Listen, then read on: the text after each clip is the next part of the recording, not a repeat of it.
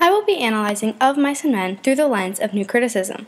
But before we get to New Criticism, let's review Of Mice and Men by John Steinbeck. One of the book's main characters is Lenny. Lenny is described as being very large in stature, and although it is never outright stated, it is implied that he has a mental disability. He is also described as being incredibly innocent, therefore unaware of his actions. Finally, Steinbeck describes him as being very strong. Our next main character is George. George is Lenny's cousin. He is small in size when compared to Lenny. He is very understanding, as he knows Lenny is mentally handicapped, yet stays patient with him and continuously defends him.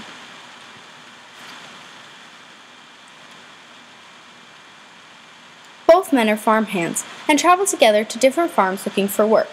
It is described that Lenny has a tendency to enjoy small animals and their warm comfort, but is unaware of his incredible strength and has accidentally crushed a few small mice, rabbits, and cats with his very large hands.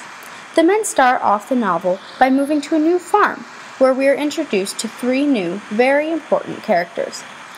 The first of these characters is Slim, another farmhand that befriends Lenny and George. Next is Curly, the farm owner's small and insecure son who is constantly trying to prove his masculinity. Finally, we have Curly's wife, who is described as an incredibly promiscuous woman as she is constantly going out of her way to flirt with the other men. Now that we've reviewed, New Criticism is essentially rhetorical analysis. I will be analyzing how John Steinbeck uses specific details, word choice, and repetition of certain situations. First, I will analyze how Steinbeck meticulously chooses details to describe the character of Lenny in order to evoke sympathy in the reader. If we heard of any large man who continually crushed small animals and then later went on to crush a woman to her death, we would grab our pitchforks and run him out of town. Yet this reaction does not apply to Lenny, as Steinbeck manipulates us into believing that killing animals and other people is completely okay in Lenny's case because he is simply misunderstood. Jonathan Leaf analyzes this as he says, "The book asks us to believe that Lenny's murder of Curly's wife is without malice. Evidently, it is perfectly normal for a retarded person to innocently kill another person, so much so that we cannot but be puzzled that this sort of slaying is not a major social problem." We all may get tired of rhetorical analysis, but here Steinbeck single-handedly uses such specific detail when describing Lenny's innocence that we didn't even realize we just justified murder in our heads. Duncan Reith also analyzes how the reader completely forgets how Lenny Small is described as a bear, huge and strong, yet his mental disability and lovable childlike demeanor make this a completely insignificant description.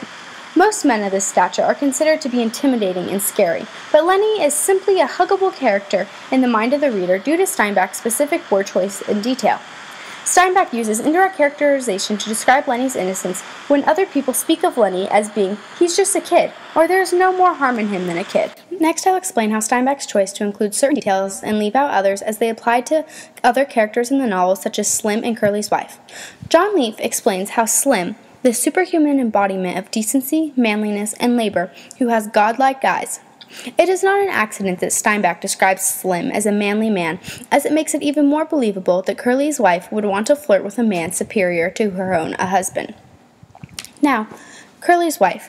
Steinbeck describes her as having full lips and a face that is heavily made up. He does not choose this description simply because it sounded good, but to make sure she did not seem plain to the reader, like she was trying hard to be noticed.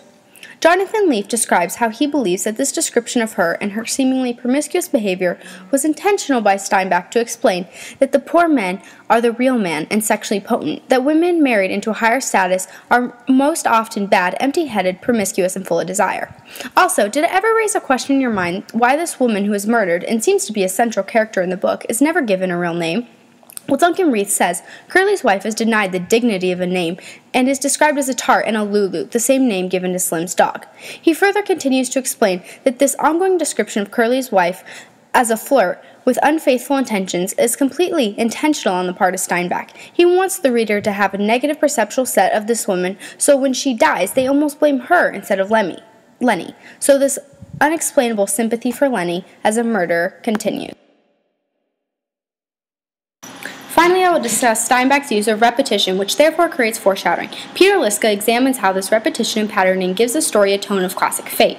The reader sits in suspense as they can already predict the outcome of events based on previous foreshadowing by Steinbeck's. George's story about Lenny and the little girl with the red dress, which he tells twice, contributes to this expectancy of pattern, as do the shootings of Candy's dog, the crushing of Curly's hand, and the frequent appearances of Curly's wife. Each one of these reoccurring stories is foreshadowing what is to come. The reader waits in anticipation for how Lenny's unintentional violence will escalate. The patterning continues as Liska analyzes. As George talks about Lenny's attraction to mice, it becomes evident that the symbolic rabbits will come to the same end, crushed by Lenny's simple, blundering strength.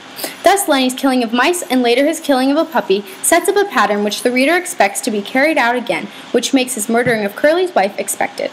In conclusion, Steinbeck's use of specific details, ambiguities, word choice, and foreshadowing manipulates the reader into having complete sympathy for a murder, creating positive and negative perceptual sets of different characters, and predicting the outcome of the novel the entire time. Ultimately, we may become incredibly tired of rhetorical analysis, but next time you talk to someone, or read a book, or watch a television show, analyze how you're being manipulated. Are you being told the full story? How are their selection of details affecting your opinion? Are you already predicting the outcome? Next time on TED Talk.